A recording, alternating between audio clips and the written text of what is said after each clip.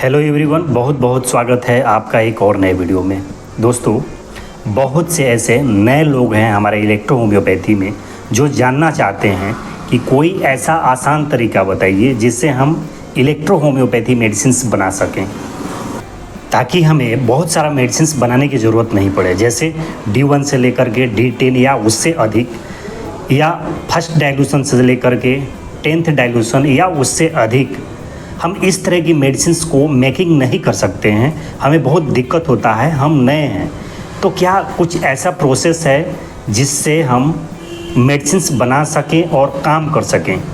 तो दोस्तों, आज के इस वीडियो में हम इसी पे डिस्कस करेंगे और साथ ही साथ हम कुछ और भी इसमें टॉपिक को ऐड करेंगे, जैसे 19 और 147 वाले दोनों फार्मूला पर भी बात करेंगे, ताकि स्टेप बाय स्टेप सब कुछ क्लियर हो सके। और इसके बाद दूसरा है कि हमें मेडिसिन्स बनाने के बाद हमें कब स्टॉक लगाना चाहिए और कब स्टॉक नहीं लगाना चाहिए, इस पर भी बात करेंगे। और तीसरा कि सबसे आसान कौन सी तरीका है जिससे हम इलेक्ट्रो होम्योपैथी मेडिसिन्स मेकिंग कर सकें, बना सकें। सो दोस्तों, आपसे रिक्वेस्ट है कि इस वीडियो को आप अंत तक ज़रूर देखिएगा, ताकि सभी डाउट इस वीडियो में क्लियर हो सके। तो चलिए बिना देर के इस वीडियो को स्टार्ट करते हैं। दोस्तों चलिए मेडिसिन्स बनाने के प्रोसेस को स्टेप बाय स्टेप समझते हैं, ताकि आगे कोई कन्फ्यूजन नहीं रहे। दोस्तों, सबसे पहले हम बात करेंगे 19 के फार्मूले पर।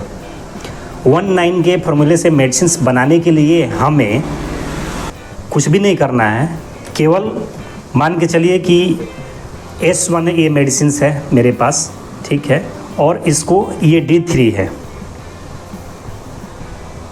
मान के चलिए कि ये S1 मेडिसिन्स है और हमें D4 बनाना है। चूँकि ये D3 मेडिसिन्स है, इसलिए हम D4 के बारे में बात करना है। D4 बनाने के लिए हमें इसका 1 भाग और 9 भाग डिस्टिल वाटर लेंगे और इसको ऐसे थोड़ा सा डाइल्यूट कर देंगे, ठीक है। अगर प्योर डिस्टिल वाटर है तो केवल इसको डाइल्यूट कर देंगे, तो ये हमारा D4 मेडिसिन्स बन जाएगा। फिर D4 के बाद हम दूसरे कंटेनर लेंगे, ड्रॉपर लेंगे, और उसमें इसका 1 भाग, अगर 30 ml में बना रहे हैं तो इसका 3 ml, ठीक है, और 27 ml डिस्टिल वाटर, ये D5 बन जाएगा। इसी प्रोसेस को फॉलो करते हुए हम आगे D5, D6, D7, D8 और इससे आगे भी मेडिसिन्स को बना सकते हैं। इसमें कोई कन्फ्यूजन नहीं है, बहुत इजी प्रोसेस है। इस प्रोसेस को आप लोग बहुत अच्छे से समझते होंगे। जो पुराने लोग हैं वो हमारे वीडियो को भी देखे होंगे, और अन्य यूट्यूब पर बहुत सारे वीडियो आपको मिल जाएंगे जिससे आपको आसानी से समझ सकते हैं। अगर हमें यहाँ पे 147 के फॉर्मूले पर अगर मेडिसिन्स को बनाना पड़े, चूँकि जब हमें लगता है कि कोई पुरानी डिजीज़ है, कोई डीप सीटेड डिजीज़ है, उसके लिए हम 147 के रेशियो से मेडिसिन्स को बनाते हैं। तो 147 के रेशियो से यदि मेडिसिन हमें बनाना पड़े तो 1 पार्ट मेडिसिन का और 47 पार्ट डिस्टिल वाटर या व्हीकल, जो भी आप RS मिलाते हो, तो उसको डाल करके मेडिसिन्स को बना सकते हैं। उस तरह से आपका फर्स्ट डाइल्यूशन बनेगा, और फर्स्ट डाइल्यूशन से 1 भाग और 47 भाग डिस्टिल वाटर या RS आपका सेकेंड डाइल्यूशन बनेगा। सेकेंड से थर्ड, फोर्थ, फिफ्थ, सिक्स, इस तरह से आप आगे भी मेडिसिन्स को प्रोसेस कर सकते हैं। ये हमारा जो है सीक्वेंसली प्रोसेस है, ऑफिशियल्स प्रोसेस है, जिसके थ्रू हम मेडिसिन्स को मेकिंग करते हैं। इस दोनों प्रोसेस से जो मेडिसिन्स बनाई जाती है उसका क्वालिटी एंड क्वांटिटी दोनों स्ट्रॉन्ग रहता है। सकता है ये ऑफिशियल प्रोसेस है, इसमें किसी भी तरह की कोई दिक्कत नहीं होता है।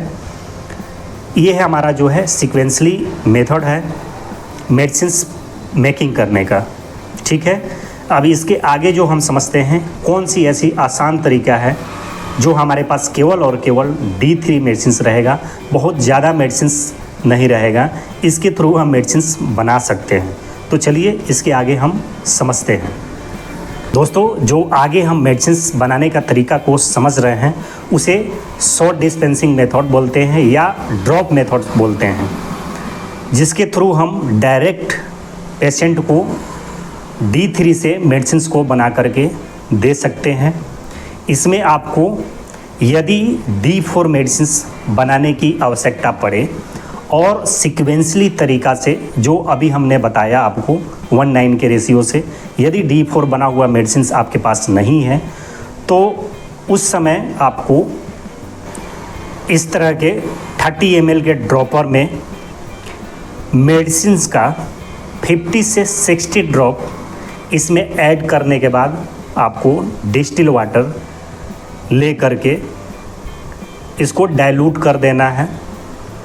ये आपका D4 मेडिसिन लगभग बनकर तैयार हो जाएगा। लगभग इतना ध्यान रखना है कि ये ड्रॉपर जो है 30 ml का होना चाहिए और सभी मेडिसिन को मिला करके 50 से 60 ड्रॉप डालना है, न कि एक मेडिसिन का 50 से 60 ड्रॉप डालना है। यदि आपके पास पेशेंट के डायग्नोसिस के अनुसार अगर आपको लगता है कि 4 मेडिसिन हमारे पास होता है जिसको हम D4 में डिस्पेंसिंग करना है, तो चारों मेडिसिन का मिला करके 50 से 60 ड्रॉप आपको ऐड करना है। उसमें आपको ज़रूरत के अनुसार कुछ मेडिसिन का क्वांटिटी कम भी कर सकते हैं, किसी मेडिसिन का क्वांटिटी बढ़ा भी सकते हैं आपके आवश्यकता अनुसार। यदि किसी मेडिसिन को लग रहा है कि बहुत डीपली एक्शन कराना है तो उसका क्वांटिटी को कम कर सकते हैं। इसी तरह से आपको समझना है। दूसरी चीज़, यदि आपको D5 बनाना है तो D5 के लिए लगभग 35 से 40 ड्रॉप सभी मेडिसिन को मिला करके इस तरह के ड्रॉपर में ऐड करना है, बाकी डिस्टिल वाटर। अगर आपको D6 मेडिसिन बनाना है तो D6 के लिए लगभग 25 से 30 ड्रॉप इस तरह के ड्रॉपर में सभी मेडिसिन को मिला करके ऐड करना है। देन उसके बाद डिस्टिल वाटर, बाकी इसको डाइल्यूट कर देना है। ये आपका जो है D6 बनेगा। अगर D8 में मेडिसिन को बनाना है तो लगभग 20 ड्रॉप ये आपका D8 बनेगा। अगर D10 में मेडिसिन को मिलाना है तो सभी मेडिसिन को मिला करके 10 ड्रॉप के आसपास इसमें ऐड करना है। ये जो है आपका D10 बनेगा। अगर आपको लग रहा है कि हमारा 147 के फॉर्मूले से मेडिसिन को देना है तो इसी को आप सीधे आधा कर दीजिए। जैसे D4 को जैसे बनाने के लिए 50 से 60 ड्रॉप ऐड करना है तो उसी को आप सीधे आधा कर दीजिए, 30 ड्रॉप के आसपास कर दीजिए। ये आपका लगभग फर्स्ट डाइल्यूशन के आसपास जाएगा। उसी तरह बाकी जो चीज़ें हैं उसी के अकॉर्डिंग आप उसको आधा कर दें तो ये लगभग आपका 147 के फॉर्मूले से सेट हो जाएगा। या फिर इस ग्राफ के ज़रिए भी आप इसको समझ सकते हैं। दोस्तों, अब मान के चलिए कि हम D10 तक मेडिसिन को इस तरह से बना सकते हैं और 10th डाइल्यूशन तक हम इस तरह से डायरेक्ट मेडिसिन को D3 से बना सकते हैं। बट हमें अगर ऊंच डाइल्यूशन बनाना पड़े, जैसे D30 या 147 के रेशियो से 30th डाइल्यूशन बनाना पड़े तो फिर हमें प्रॉब्लम होगा। उसमें आपको 2 ड्रॉप के आसपास ऐड करना है। बट यदि कोई मेडिसिन ज़्यादा क्वांटिटी में हो, जैसे कि 3-4 क्वांटिटी में हो, तो फिर हमें 2 ड्रॉप कैसे ऐड करेंगे, दिक्कत होगा उस तरह से बनाने में। तो फिर बहुत से लोग करते हैं कि उस 4 ड्रॉप को किसी छोटे क्वांटिटी ड्रॉपर में ऐड करते हैं, फिर उसको घोल करके फिर उसमें 30 ml के दूसरे फ्रेश ड्रॉपर में ऐड करके उसको बनाते हैं। बट थोड़ी सी इसमें रिजल्ट मिलने में दिक्कत होता है। लेकिन अभी इसके पहले तक हमने जितना समझा उसमें बहुत से लोग इस टेक्निक का यूज़ करते हैं। हमने भी कई बार इस टेक्निक का यूज़ किया है, हालांकि इससे रिजल्ट भी अच्छे मिलते हैं। बट ये जो तरीका है ये अनऑफिशियल तरीका है, ये कहीं भी किसी तरह की रिकॉर्ड में नहीं है। दोस्तों, शॉर्ट डिस्पेंसिंग तरीका को ज़्यादातर यूज कैंप में पेशेंट को देखने के लिए और कभी कभी हमारे पास मेडिसिन्स का शॉर्टेज होने पर इस तरीका का, इस टेक्निक का यूज किया जाता है। हालांकि बहुत बार यह अच्छा रिजल्ट मिलता है, हमने भी कई बार इसको यूज किया है, अच्छा रिजल्ट मिलता है। लेकिन आप कोशिश करें कि सीक्वेंसली तरीके से बनाए गए मेडिसिन्स आपके पास होना चाहिए, जिससे आपको ज़्यादा अच्छे रिजल्ट देखने को मिलेंगे। दोस्तों, अब हम बात करते हैं कि हमें मेडिसिन्स में कब स्टॉक लगाना चाहिए और कब स्टॉक नहीं लगाना चाहिए। दोस्तों, जब भी हम डिस्टिल वाटर में मेडिसिन्स को बनाते हैं तो हमें स्टॉक लगाने की ज़रूरत नहीं पड़ती है, क्योंकि मेडिसिन्स को मिला देने से भी मेडिसिन्स डाइल्यूट हो जाता है, तो उसमें कहीं भी स्टॉक लगाने की ज़रूरत नहीं पड़ता है। लेकिन कहीं भी आपको लग रहा है कि हमारे D3, हमारे D1, हमारे D2 या हमारे D4 में किसी भी तरह की RS का उसमें थोड़ा सा भी मात्रा में अगर यूज किया गया है, आप जहाँ से भी मेडिसिन्स ले रहे हैं वहाँ पहले पता करें कि इस D3 में क्या RS का यूज़ किया गया है। यदि RS का यूज़ किया गया है थोड़ा सा भी क्वांटिटी में डिस्टिल वाटर के साथ, तो आपको वहाँ स्टॉक लगाना पड़ेगा। यदि स्टॉक नहीं लगाते हैं तो हमारा मेडिसिन जो है डाइल्यूट नहीं होगा। इसलिए कहीं भी RS का यूज है तो हमें स्टॉक लगाना ही पड़ेगा, चाहे हम क्यों ना डिस्टिल वाटर में मेडिसिन को बना रहे हैं।